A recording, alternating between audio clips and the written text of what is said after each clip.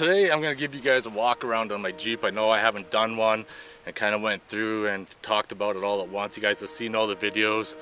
So the Jeep is pretty much finished now. I don't know what the future is going to bring. I might put in a 4.7 liter stroker and a supercharger in the future and get the transmission rebuilt, but in the meantime this is how it sits. So let's fucking take the camera off. Let's do a walk around.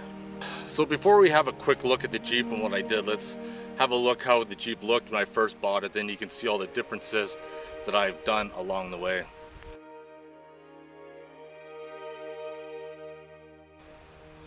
So this Jeep started off from a project that I bought from a buddy, and I picked it up for 500 bucks with the engine knocking. So it was a great project to start from. Had no modifications at all, no lifts, no nothing.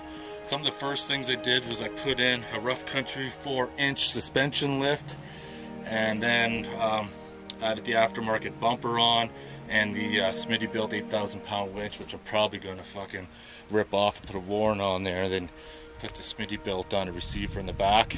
And then one of the first few custom things I did too was added the rear bumper, and then that was good for a year. And then my trip to the Yukon came up, and then all of a sudden it was going to be a whole bunch of different stuff. So in a matter of that time, I bought the 33 by 12.5 inch tires.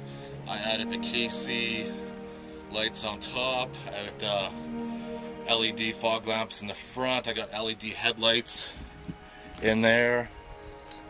I got a dual shock stabilizer. I got an aux front locker.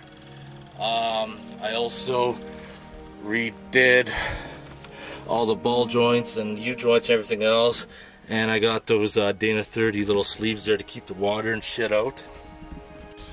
So under the hood, I got a 63mm throttle body, Banks Ram Air cold air intake, Powerade spacer. I also added an ARB air compressor. I got the Banks torque tube headers, Banks monster exhaust. I added the Poison Spyder louvered hood.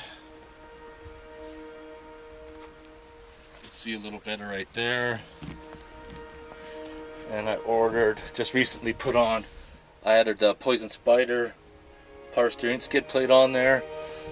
So in the rear end, it's a Dana 35. I know a lot of you guys don't like that, but I put Alloy USA axles, which are stronger, complete with a Detroit trutrac differential, which I find is really good.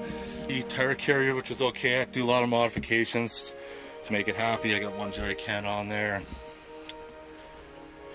What else can I say? I added the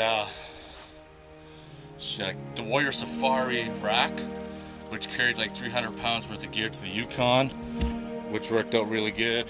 I got the plastic 3-inch flares, I believe they are. Let's have a look inside. Inside's pretty much stock. I got the aux shifter right down there, in-cab winch controls. I put a transmission temperature gauge and vacuum gauge up there. I got a clock down below. I got my switches here. One's for my fog lamps. One is for my KC lights. I got blue LEDs in the dash. I got the smittyilt case up there to put all my shit. I also got a smittyilt lockable glove compartment, which I'm not really all that happy with. And a Tuffy's product safe too, which works out really good. So I'm going to end my video on that, on my walk around on my Jeep, everything I've done. It's been a great project so far. Building a Jeep is addictive nonetheless. Like once you start, you just want to keep buying stuff. You want to keep adding shit, and it never ends. It never ever ends. So who knows where this Jeep might go. I might get bigger and badder axles on it.